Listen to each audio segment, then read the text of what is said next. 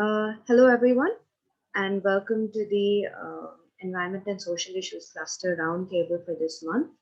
This month, our topic is related to environment and the budget, and we have members of the cluster on our panel.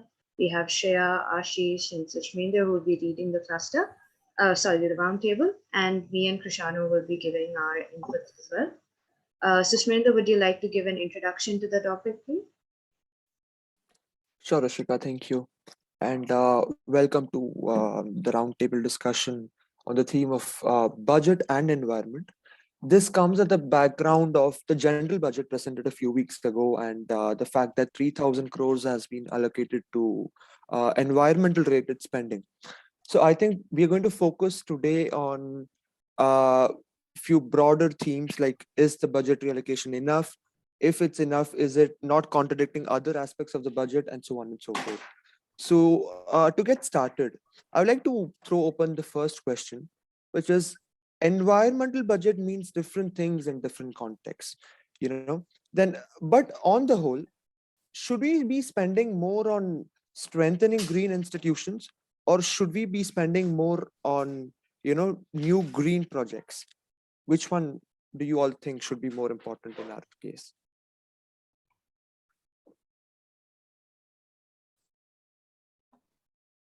If I may go ahead. So I think strengthening green institutions is the base, the stepping stone before we start with green energy production. Given that we are a strong infrastructure country, and we do have a lot of budget allocated to the same.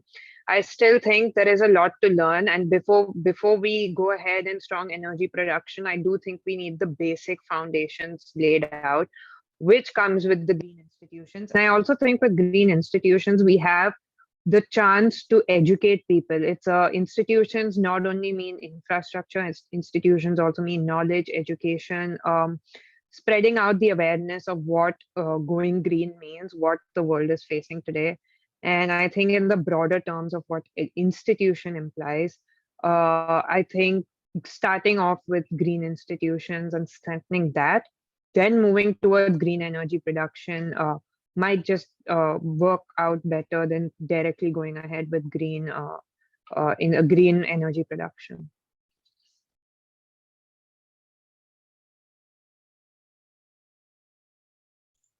Thank you, Shreya. Those are very insightful points. Would anybody like to add into that?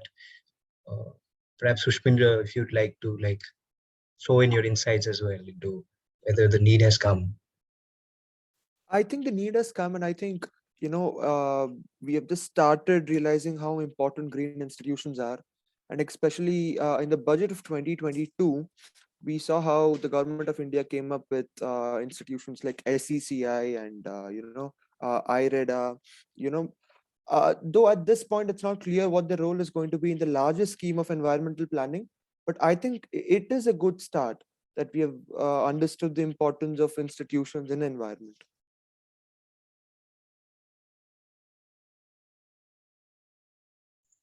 Thank you, Sushmindra. Moving on to our next question.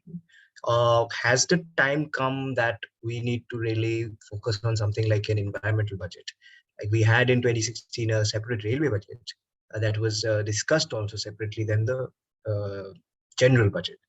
So should India reintroduce a modified version of this practice by giving out a separate budget that relates to the environment? Should there be an environment budget, something different than the original budget?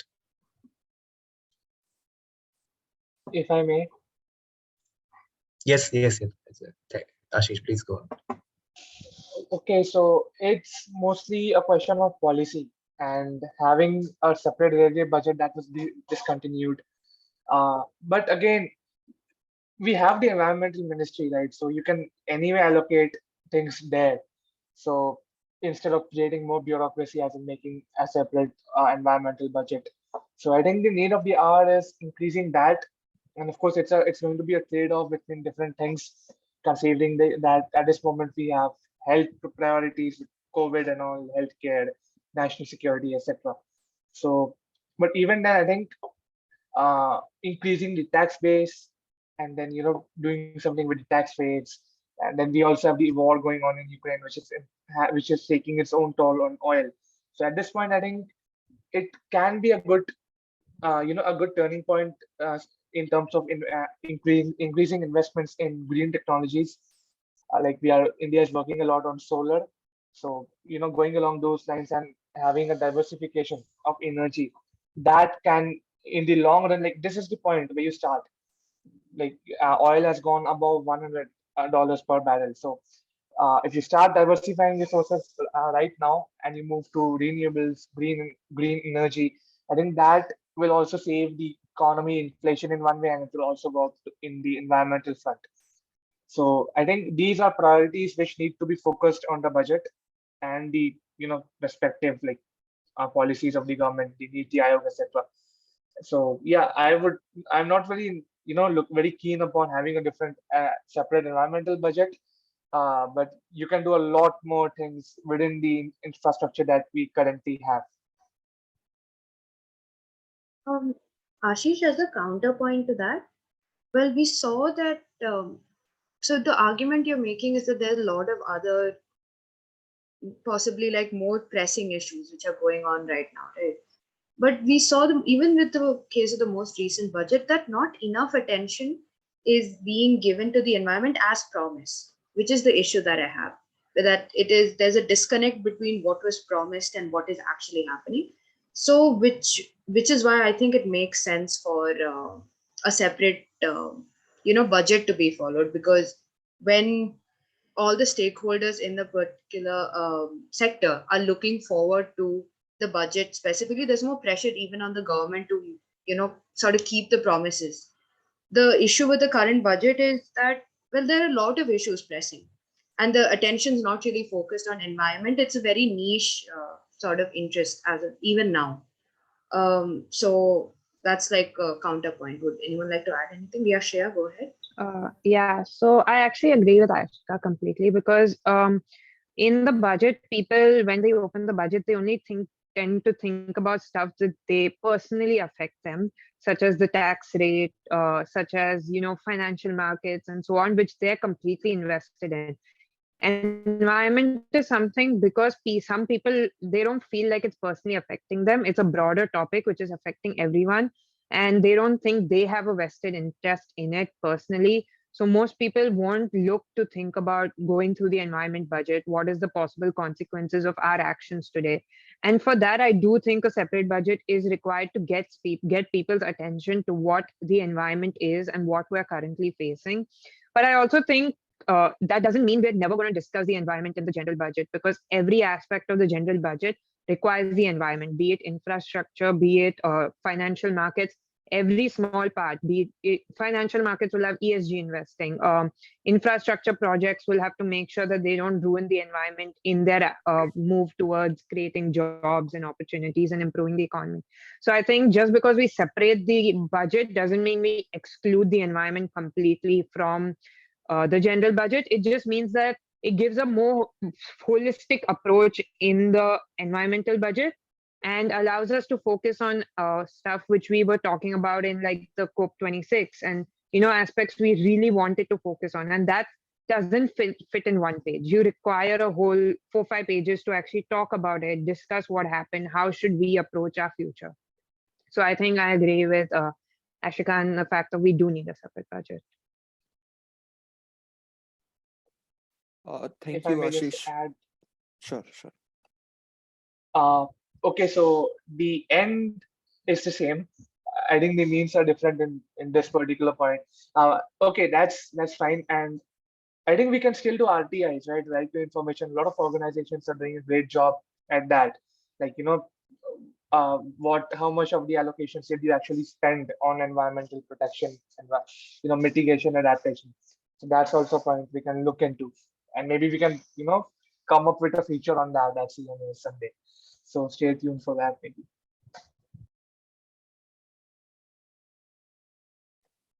Thank you, Ashish, Ashika, and Shreya. I think moving on to the next question. This is a very important one, not just in India, but across the world, which is, in the recent general budget, 3,000 crores were allocated, towards green spending. But on the other hand, there were infrastructure projects which were promoted in very eco-sensitive areas. And, for example, the Command region of Uttarakhand saw a lot of infrastructure projects. Now, is there a disconnect between what is being spoken about in one part of the budget and what is actually being done in the other part of the budget? Can we ever reconcile the difference?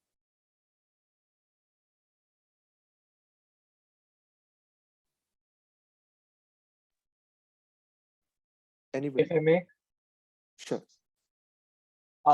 I think we cannot reconcile this. Governance is a practice in contradiction, and you see, governments like in terms of what we have studied in the literature also, they do tend to exploit the marginal frontiers, borders, etc.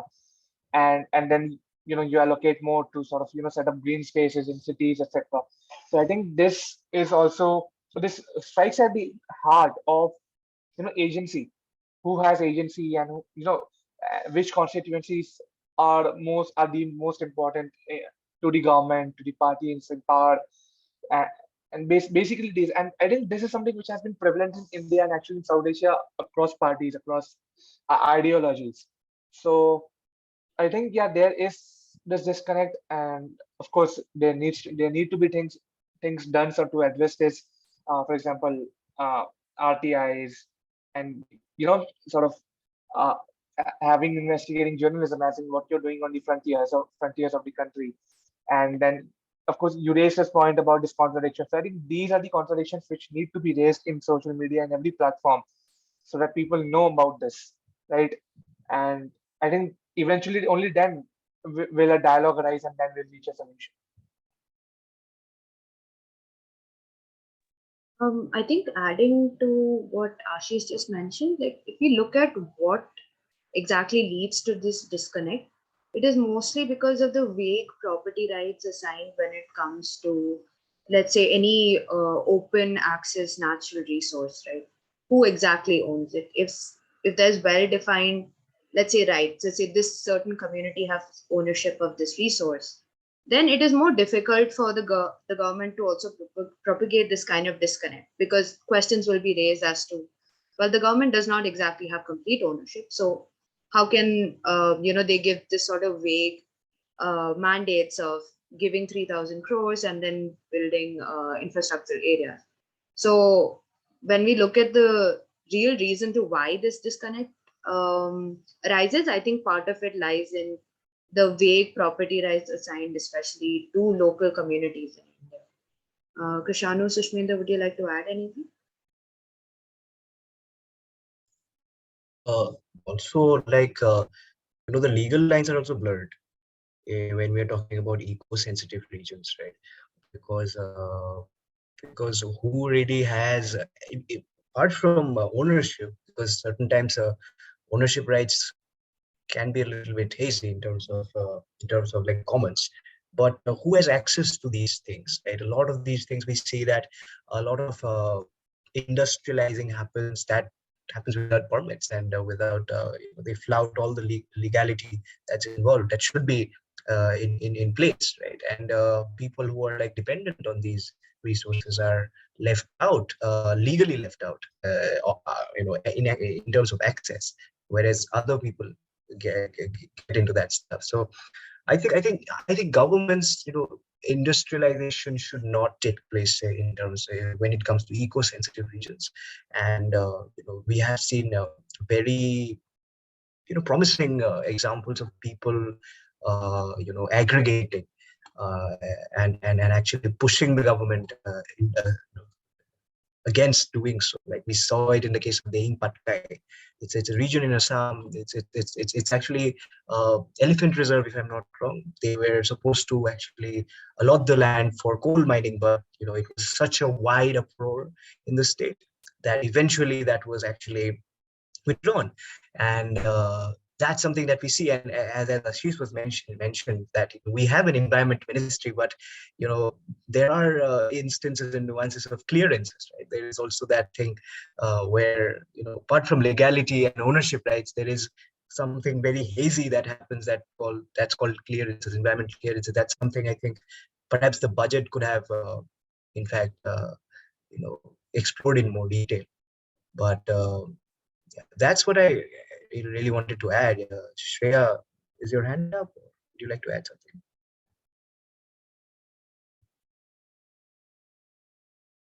Okay, all right. I Yeah, actually had, completely. I agree with all of you. yeah, I actually had like a counter question if anyone wants to open. Do you think a solution to this disconnect could be increased collaboration, that is not one-sided decisions from the government, wherein you include more on-ground, let's say, NGOs? I know this already happens, let's say, especially when the government's trying to put forward some policy with regards to health, especially. They partner up with NGOs and then they implement it at a smaller scale to see its effect and then do analysis and so on.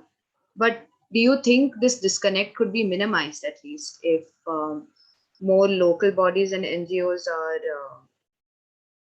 brought together for the decision making? Or once again, as Ashish mentioned earlier, there's like a lot of logistical bureaucracy issues with that as well.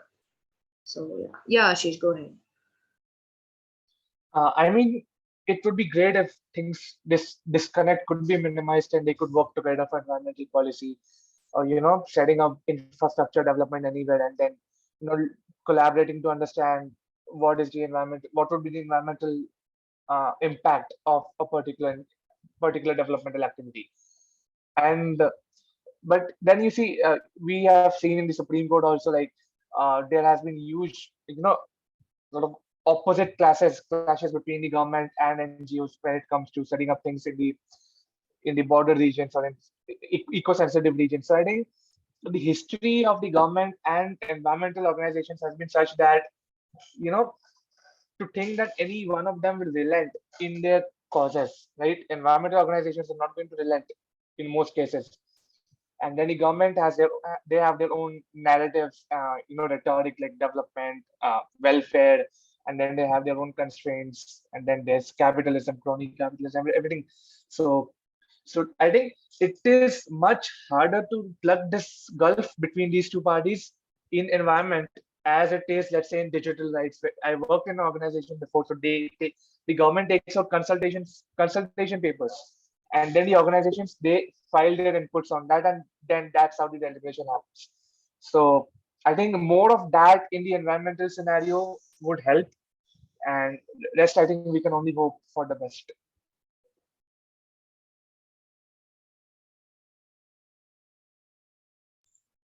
Ashika, would you like to provide us a conclusion of like the points that we discussed?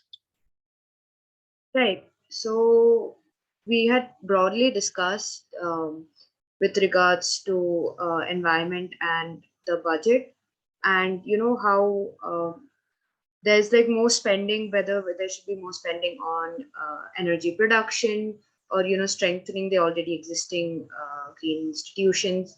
And also we all like at length discussed the disconnect between the allocation in the budget and also the on another scenario, the infrastructure projects that have been carried out, and also whether there's a need for a special attention to environment and a separate budget.